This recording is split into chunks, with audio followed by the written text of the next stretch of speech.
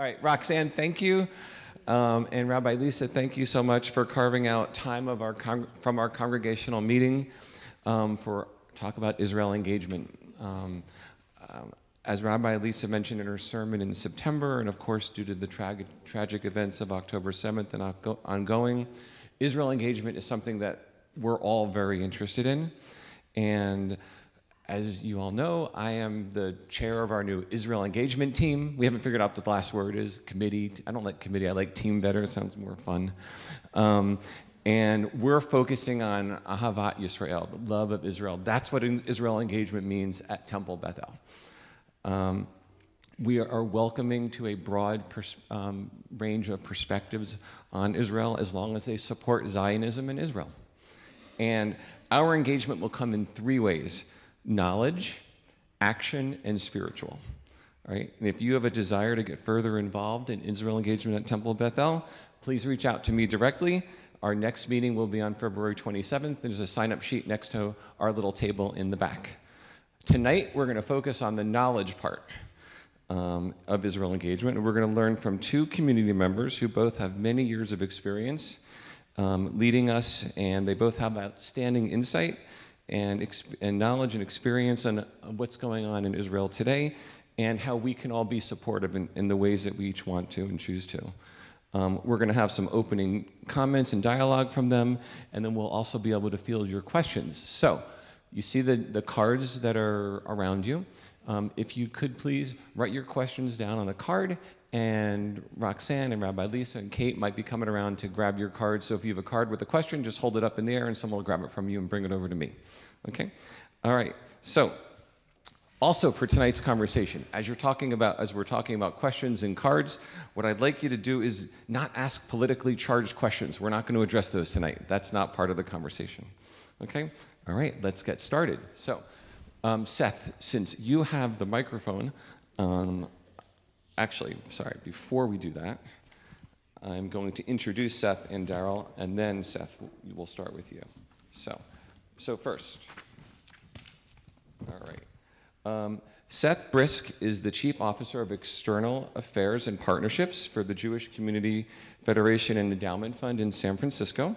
And that covers the whole Bay Area. Previously, he served as the ADL Central Pacific Regional Director, the AJC Director in Los Angeles, JCRC's Israel Center Director in Boston, and San Francisco Hillel Executive Director.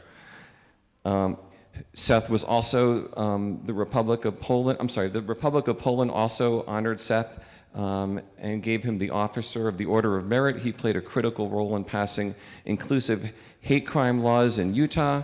Our Attorney General Rod Bonta nominated Seth, and Gavin Newsom appointed him to the Governor's Council on Holocaust and Genocide Education, and he was recognized by the FBI with Community Leadership Honors. He's earned his degrees from UC Berkeley in political science and Tel Aviv University in international relations. Before you get started, Seth, I'll quickly introduce Daryl. And by the way, I know a lot of you guys already know Daryl and Seth because you're all involved and they're all involved in our community. Daryl Messinger has been working for decades in our community. She's currently the chair of the Association of Reformed Zionists of America, ARZA, and many of us are involved in ARZA, and she's the immediate past chair of the Union for Reform Judaism from their board of trustees. She's also the first woman to hold those positions.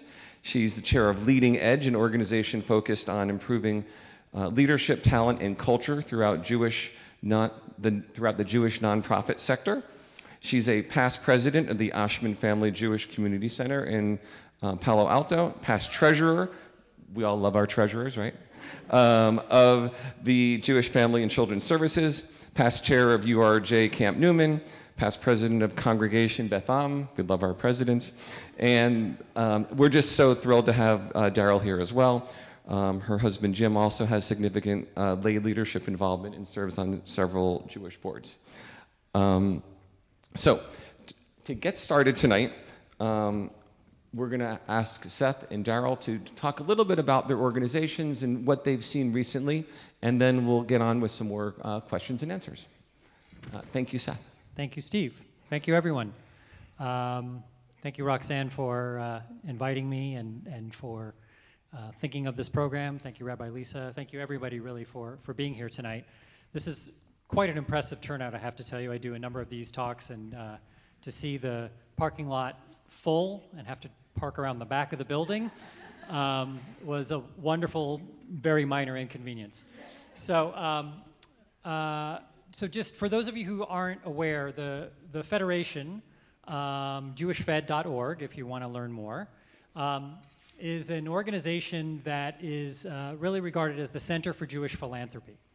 Now, what does that mean? Well, our values are, I would think, many of the same values that you share. Kahila, community, tzedakah, charity, tzedek, justice, and tikkun olam, repairing the world. And so we do that work through a variety of mechanisms. Obviously, there's philanthropy. Many of you know Federation through our annual campaign or through the ways in which people hold their donor advised funds with the Federation, and then use that to improve and maintain and sustain the community in which we live.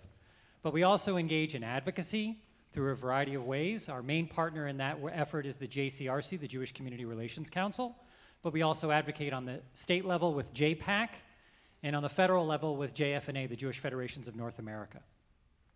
Now, we also are engaged in programs. We host a number of different types of programs for the community, speakers, concerts, readings, and the like. And then we're also a convening organization. We convene various organizations, particularly in the last few months, a number of organizations that are concerned with advocacy or concerned with fighting anti-Semitism or trying to support Israel in various ways. And so, for instance, a number of different organizations, the Reform Movement included, but also the Conservative Movement, the JCCs of America, Hillels, all combine their fundraising efforts through the federations in order to support Israel, to make it a much more streamlined process so that we could get money to Israel to help with this crisis in a more efficient and in a faster way. And then we also do research. You probably saw, if you read the J, recent research that was conducted on behalf of the JCRC. This is something that we do as well, to sort of get a sense of where is the Jewish community in the Bay Area on a number of different issues. Obviously, most recently, we were concerned about anti-Semitism and the state of Israel, but there are other issues as well in terms of education, in terms of synagogue, in terms of community life, in terms of cultural expressions, et cetera, et cetera. So those are the types of ways in which we engage in the work that we do in order to affect and support and sustain the community in which we live. Thanks. Whichever way it goes. Steve, do you want me to speak specifically about organizations right now or about October 7th? I would love you to speak a little bit about ARTSA and what ARTSA is, and then talk a little bit about what's happened more recently. So ARTSA stands for Association of Reformed Zionists of America. It functions as the Zionist arm of the Reform movement in the United States. There's an ARTSA Canada, and there's a global Reform movement Zionist organization called Artsenu. So that's just alphabet soup. And I'm often reminded of a conversation one of our rabbis had with a group of fourth graders, and they asked, do you know what the URJ is? You know, do you know what that stands for, what the organization stands for? And the hands went up, and one young person shouted out, "You are Jewish!" And that's sort of how I feel when I start to describe what each of these organizations are and how they function. You are part of the Reform movement.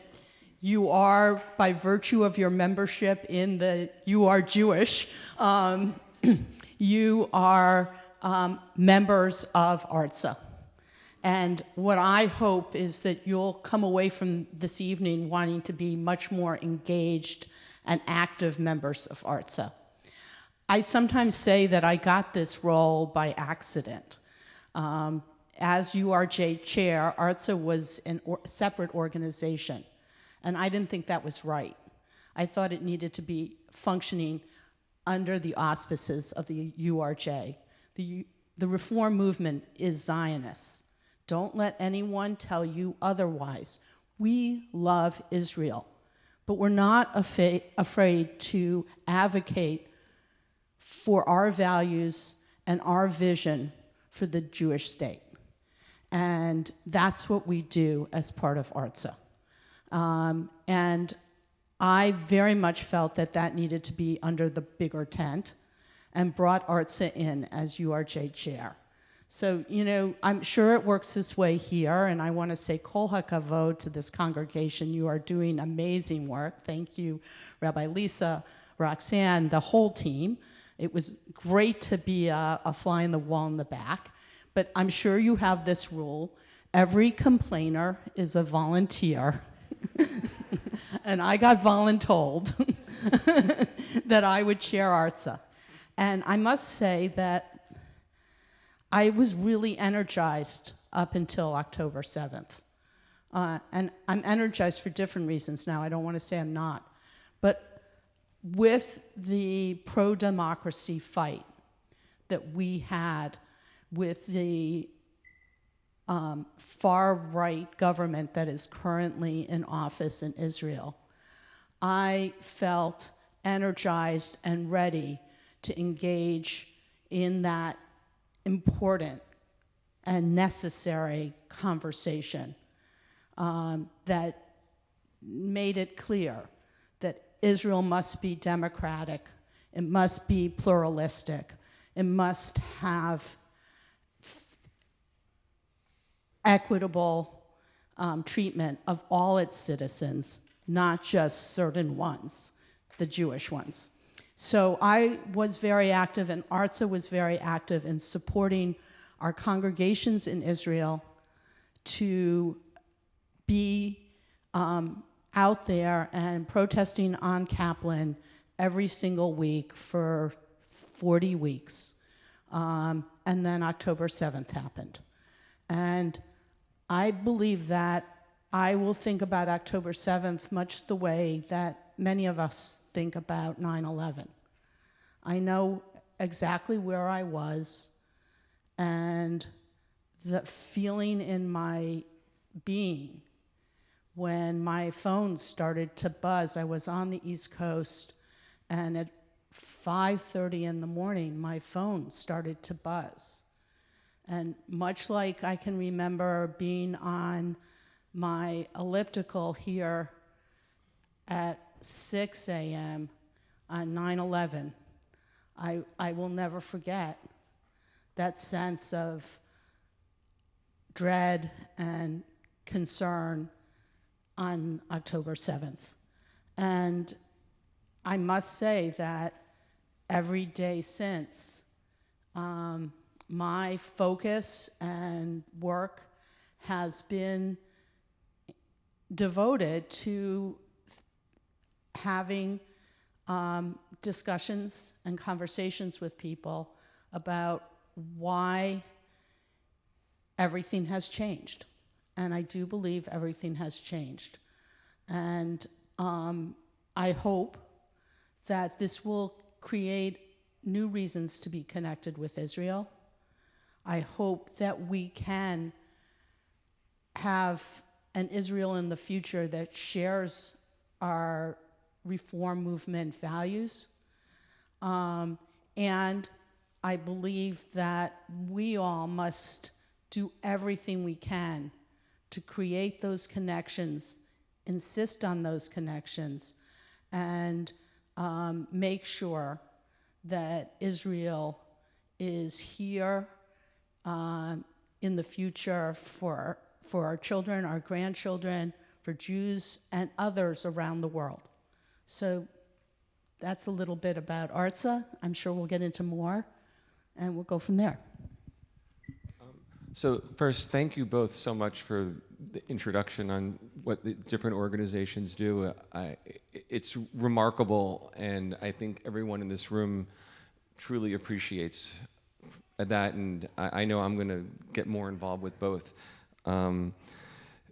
Seth, question for you is, how is Jewish Community Federation addressing anti-Semitism here in the Bay Area? What have you seen, and what can we do to support our community? Or if we see issues, like, how do we reach out to you and tell us about that? Sure. So, first, before we get into the topic, I want to mention that today's the 123rd day that there are hostages being held in Gaza. I know that many of us hold them close to our hearts, even literally close to our hearts. And that is an issue, I think, that's also animating the state of Israel and throughout Israeli society. There are sort of two ubiquitous messages that you see throughout Israel. One is this notion of bring them home, of bringing the hostages home, and keeping that in the forefront, and having universal respect and care and concern for the families of the hostages, as well as the hostages themselves. And the second is this notion of we will be victorious. What that specifically means, what does victory mean, and how will the state prevail, is something that's up to different interpretations, and we can maybe talk about that. But I do think that that's something worth keeping in mind as we think about the way in which we're confronting the conflict in a very different way here in our own communities. So the research tells us that there's been about a fourfold increase in anti-Semitism since October 7th. It's important to note that that's on top of historically high rates of anti-Semitism that we've been experiencing over the last several years. Dates back to about 2016. And that includes anti-Semitism that's expressed not only through hate crime, but also through legal expressions of hate, signs, utterances, legal forms of harassment, in addition to vandalism, in addition to assaults. The Bay Area is no stranger to those expressions of anti-Semitism. We're seeing it here, and we see it across society. We see it expressed in the public square. We see it expressed on college campuses. I know Roger's here, can tell you about the things that are going on the college campuses firsthand. We see it in schools. We see it in workplaces, and we're hearing about it in all of those places. And so it's important that we, when we encounter anti-Semitism, that we speak up, that we call it out, that we find ways to document it, and to not let it pass, and not simply say this is a terrible thing, but let's just hopefully it'll go away in some way.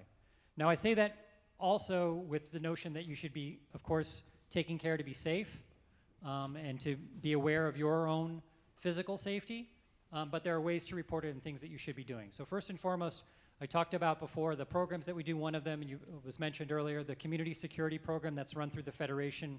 Many of you know Rafi Brenner, who provides security consultancy for Jewish community institutions.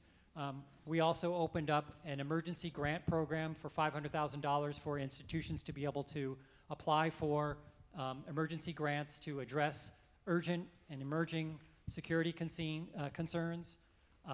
We, on a regular rolling basis, work with institutions to file for the nonprofit security grants that are available through the state and through the federal government.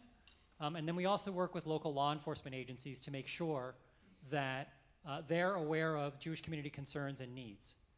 So a holiday gathering, Jewish holidays are always moving throughout the year on the Gregorian calendar. It's important that local law enforcement is aware of when those holidays occur, or when you have a wedding or a bar mitzvah or some other community gathering that potentially could be a target.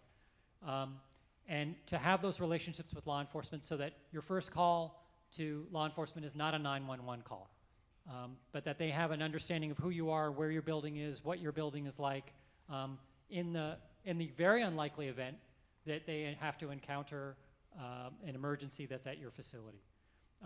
So we're also working in partnership with some of the other agencies that do this kind of work. So for instance, if you have an anti-Semitic incident that takes place, you should be reporting it and documenting it with the ADL. adl.org/report. You can upload screenshots, you can send photos, you can even do it anonymously if you'd like. But that's important for them to be able to document it so that then we can go to decision makers, lawmakers, opinion makers, and be able to explain to them what's going on in the Jewish community. Right here tonight, what you're doing here tonight, being educated, being involved, being connected through your synagogue, that's another important way of standing up to anti-Semitism. Part of what was attempted on October 7th was not just to kill Jews, but to kill Jewish life. And so being here tonight is an act of defiance. And you should continue to do that. There's an effort, a concerted and conscious effort to intimidate Jews from expressing their Judaism, not just in Israel, but around the world. And that's something that was very clearly part of the strategy on October 7th and moving forward. And we've seen it in the years prior, and we're seeing it in the years in the time since. So stay connected to Judaism. Don't be afraid to be Jewish. If the time isn't right to wear your Magen David, okay, tuck it in. If you don't feel comfortable, that's okay.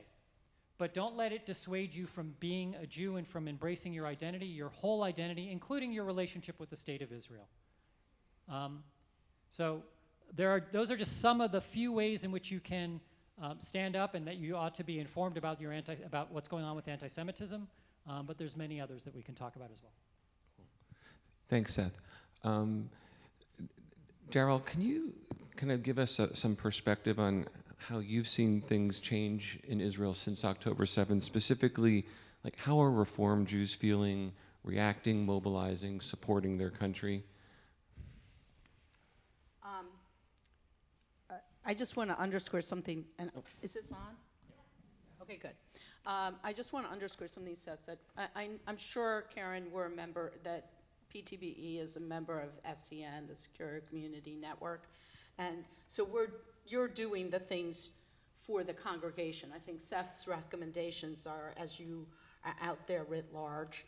And I know that in various city councils now and in the school boards, there are resolutions.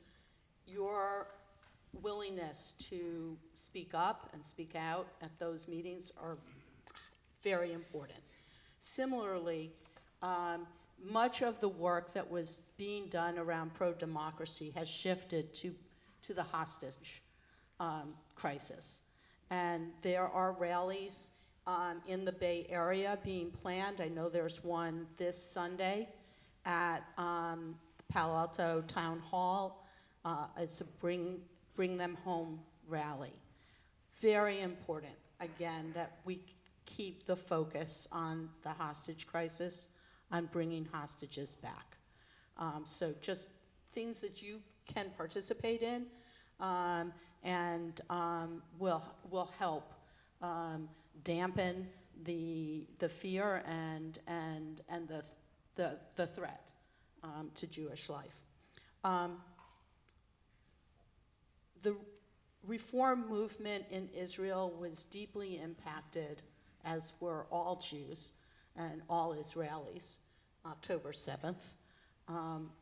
Most of my friends who are in leadership at the Israeli Movement for Progressive Judaism, that's the Reform movement, have themselves or their children or their grandchildren being called up and in reserves.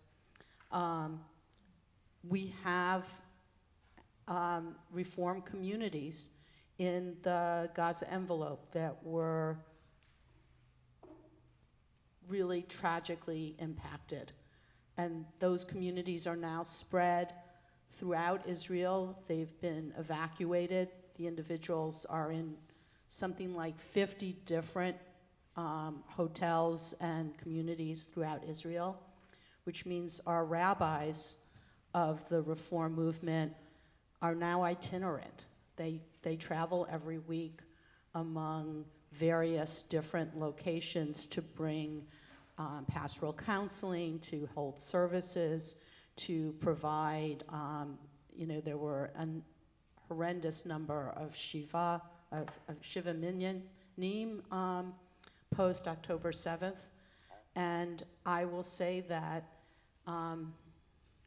as I talk with Israeli friends in the movement, they're traumatized. They are trying very hard to find normalcy, and it's very, very difficult. In addition to being chair of, or as chair of ARTSA and as a representative of the Reform movement, I sit on the Jewish Federations of North America Israel Allocations Committee, which is allocating a significant portion of the almost a little over $800 million that have been raised in North America to date. And the kinds of things that we're looking at impact everyone in Israel, not just Reform Jews. They have to do with roughly 200,000 folks being displaced, including many folks in the north, not just in the Gaza envelope. The ongoing impact to the economy with 300,000 reservists called up, and the implications for education, childcare,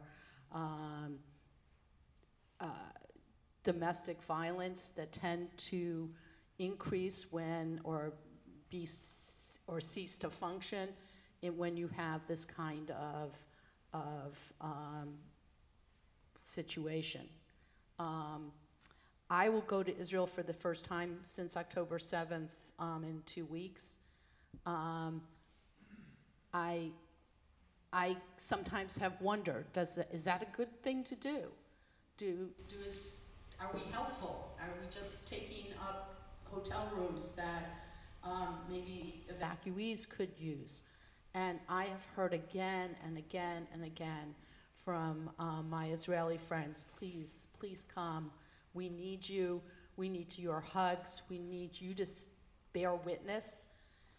There's tremendous denial of what happened on October 7th. And we need your perspective. Israelis are not seeing what's happening in Gaza. They are not seeing what we see in the news in the same ways.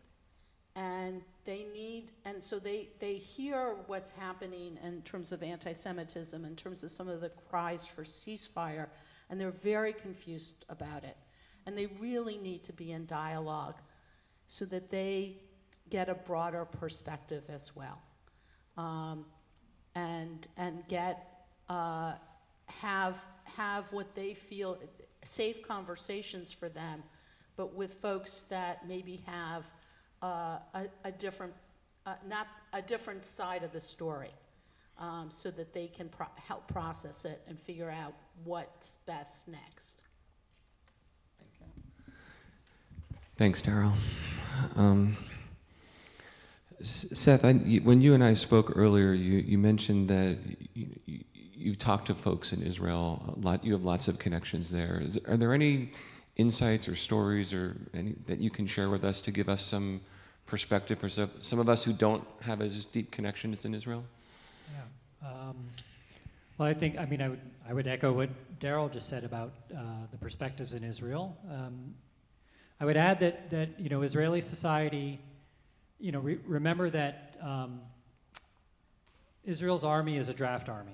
So it means it's a cross-section of society. It's not a professional army. It means that everybody serves and everybody takes a part, and therefore everybody has somebody who's in the army, a brother, a sister, a father, a daughter, and so it's something that binds the community together.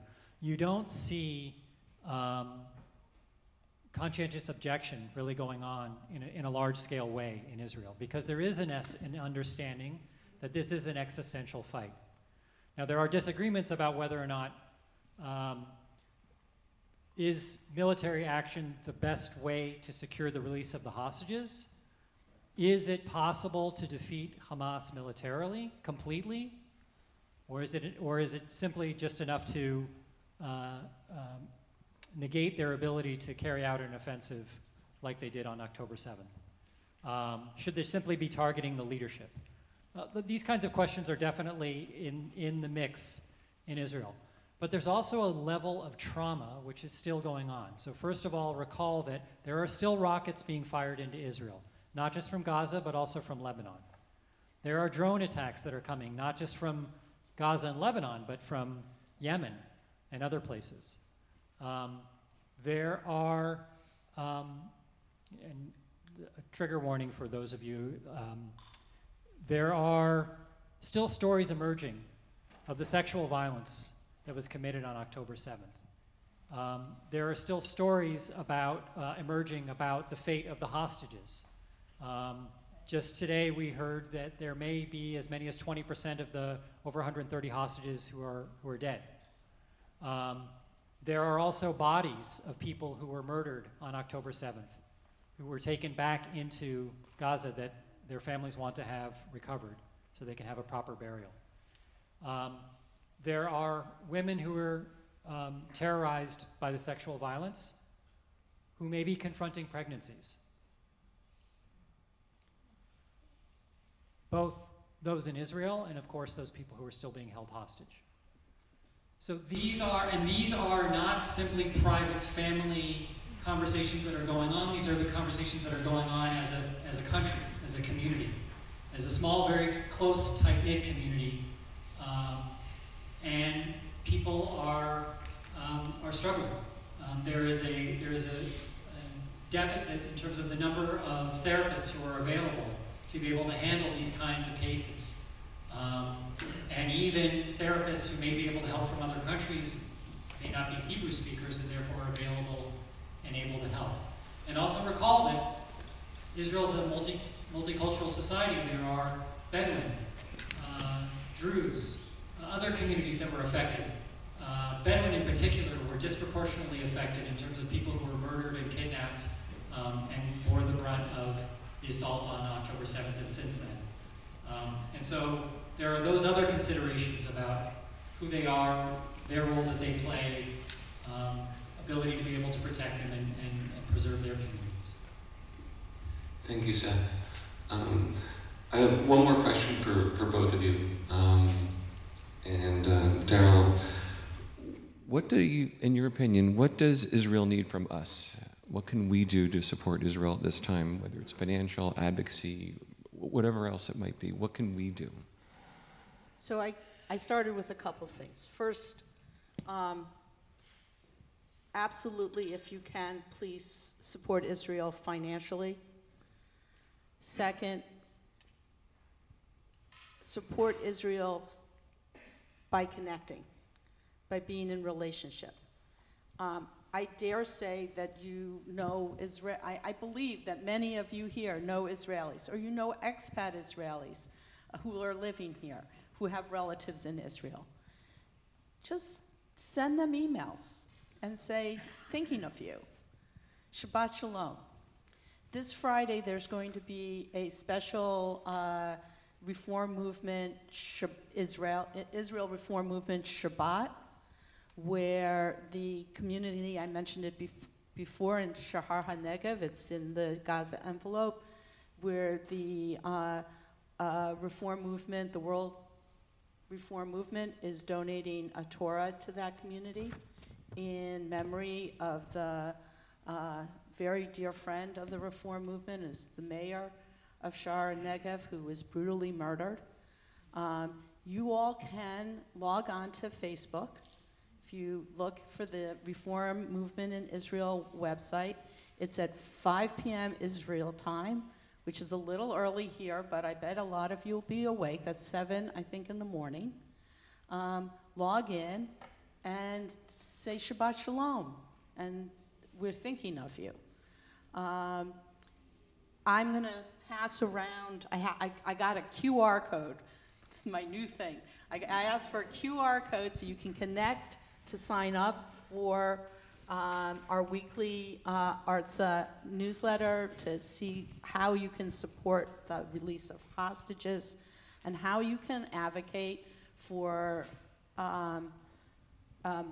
aid to Israel from the United States, and also advocate for our Reformed Jewish values.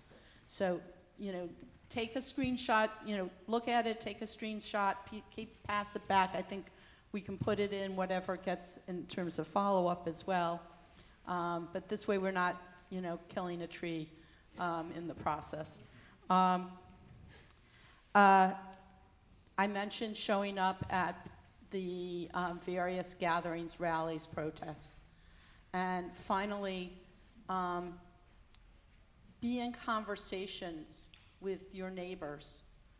The media has been so difficult. And folks are curious.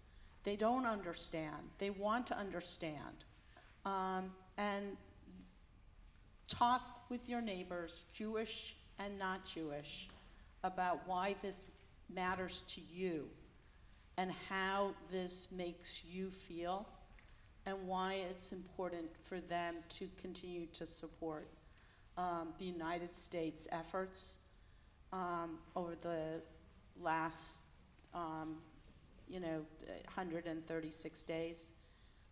This administration has been extraordinary. However you feel about this administration, were it not for the actions they took right at the beginning and throughout, we would be in a very different position today.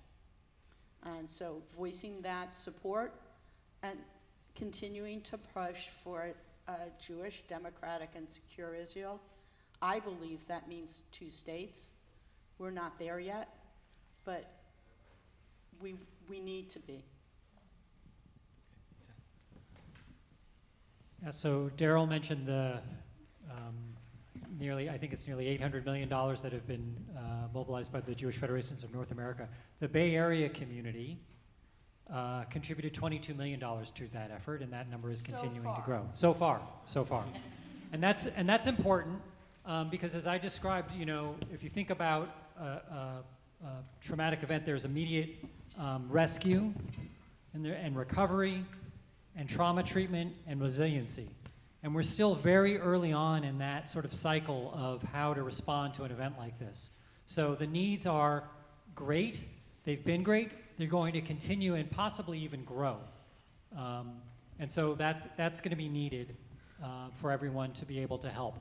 I think, other things that you can do if you're looking for resources, if you're looking for ways to connect, go to jewishfed.org. Again, that's the Federation website. There is a resource page there where you can look at everything from how to respond to anti-Semitism, to issues of community security, to how to be a good advocate, to services that you may need to be able to access locally.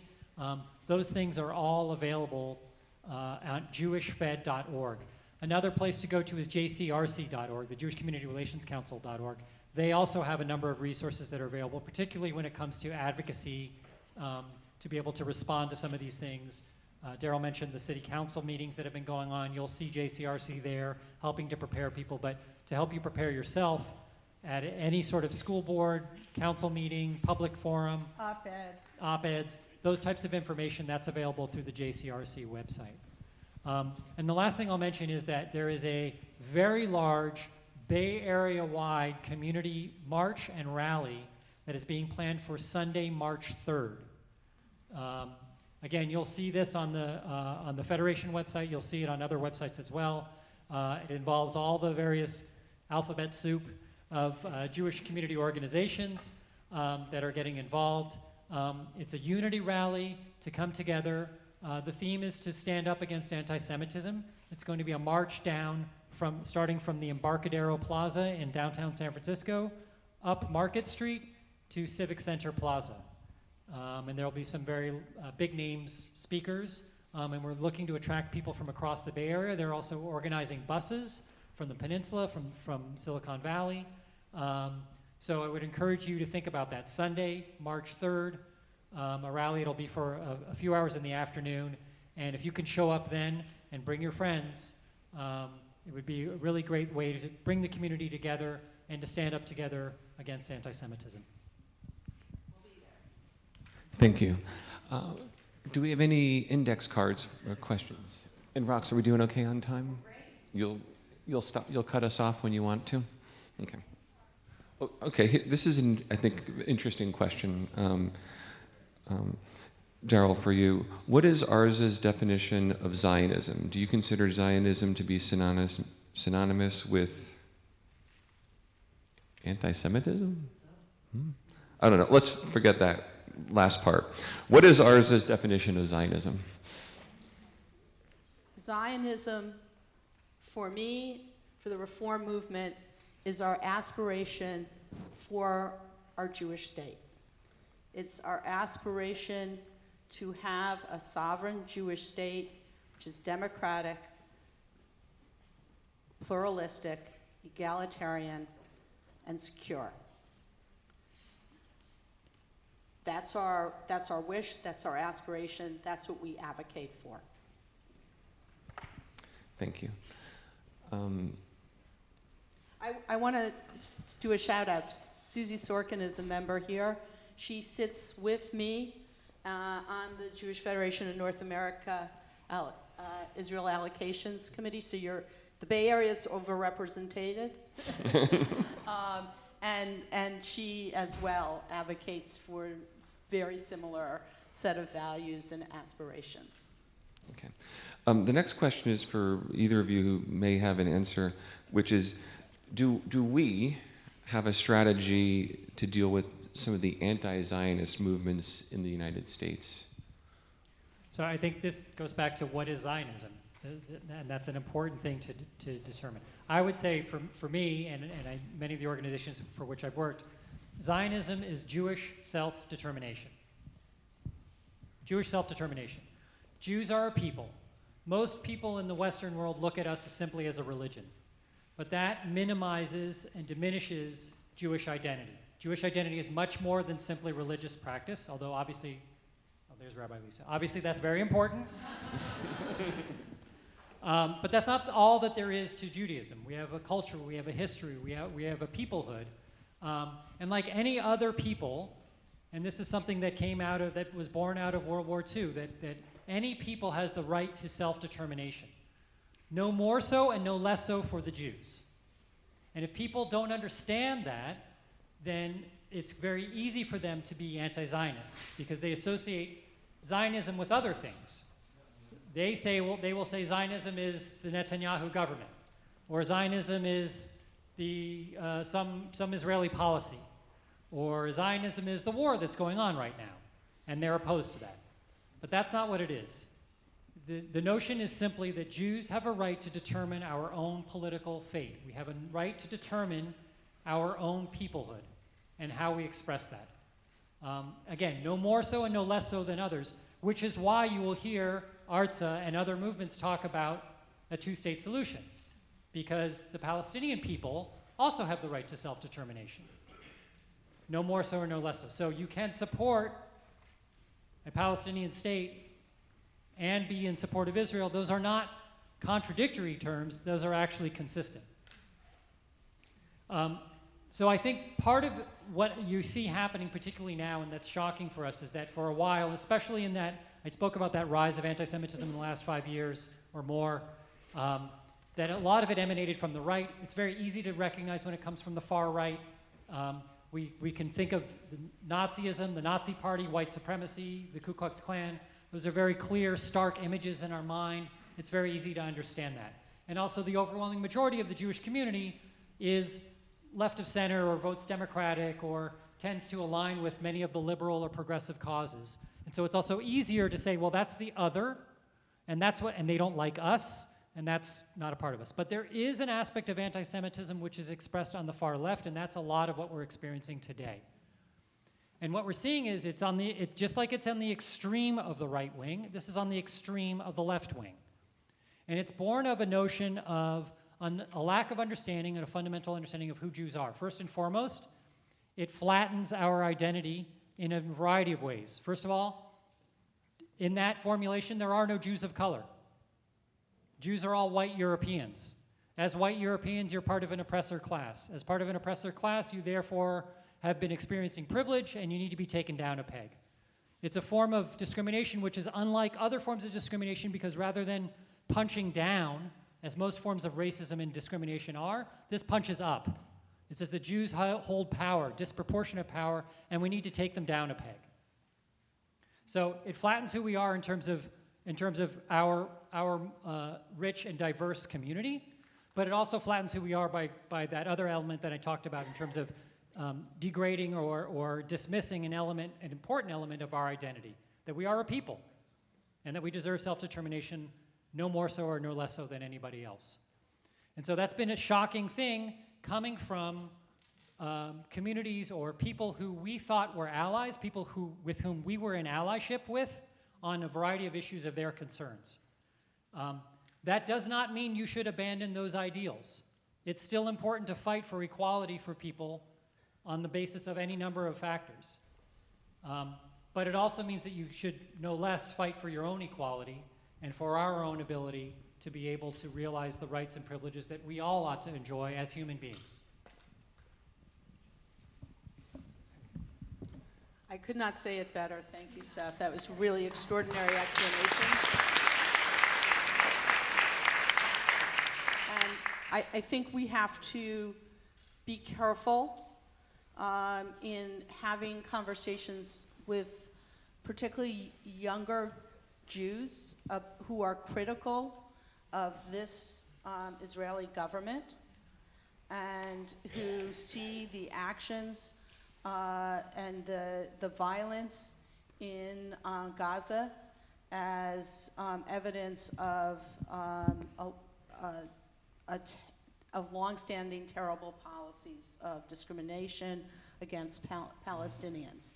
And we must continue to be in conversation with those members of our community, or we risk losing them longer term. What has happened since October 7th is terrible. It's terrible for Israelis. It is terrible, awful for Palestinians. This is a war that Hamas brought, and we still care and must be vigilant about making sure that there is humanitarian aid and options for the Palestinians when this war is over. It's very, very important. We will not be able to keep our community together, I believe, if we don't hold both of those truths today and vocally.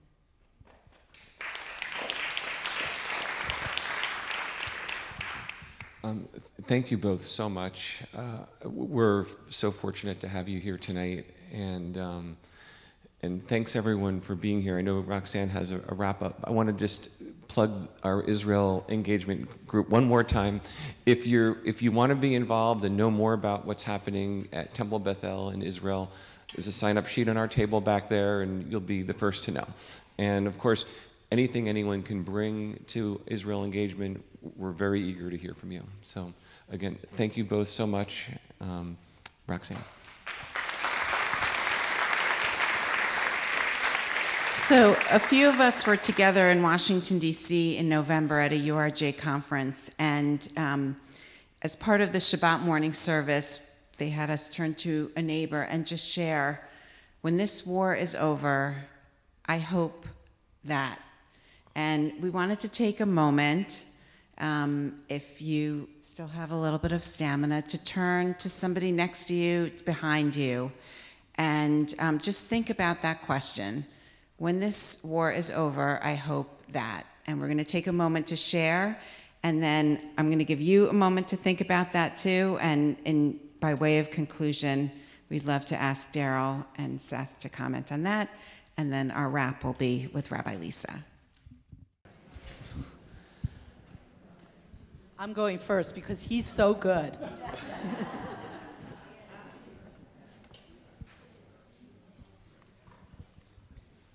My hope is that when this war is over, we will all be in Israel and celebrating a very different and very hopeful movement to peace for two peoples, and that we can see that future as being realistic and possible. If you want to see how we might get there, I really do commend, and I think you're going to get it, a statement that the Reform Movement put out last week entitled, "The Moment We Are In, the Future We Pray For." It's an excellent statement. My hope is that this moment that we're living through is the darkness before the dawn. That it's the terrible thing that we have to pass through to something that's much brighter and better tomorrow.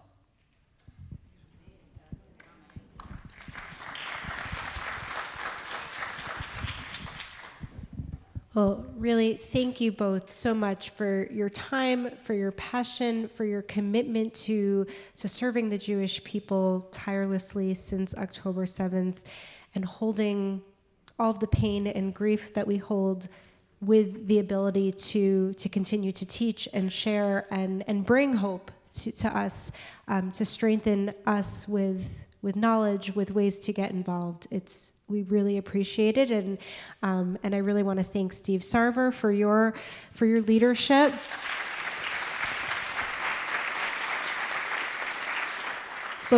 Both tonight and also to help mobilize our community to feel like we're not helpless in the face of an overwhelming hurt, that we can do something about it. So my words tonight will be a prayer, my concluding words. The prayer for Israel that we've been reading each Shabbat, this prayer written by Hannah Ellenson. Eloheinu ve'Elohei avotenu v'imotenu, our God and God of our ancestors, we ask for your blessing for the state of Israel and for all of Israel's inhabitants.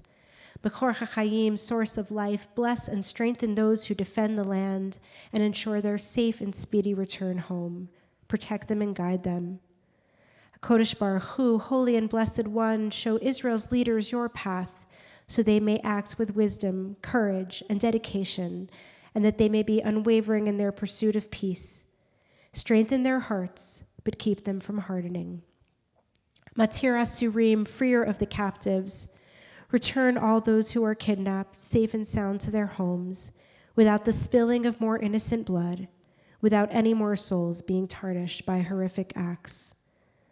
Baal HaRachamim, master of compassion, help us hold the humanity and the heartache of the Jewish people, while also holding the humanity and the dignity of the Palestinian people. As we are made in your image, remind us of your ways. Spread over us your shelter of peace and fulfill the vision of your prophets.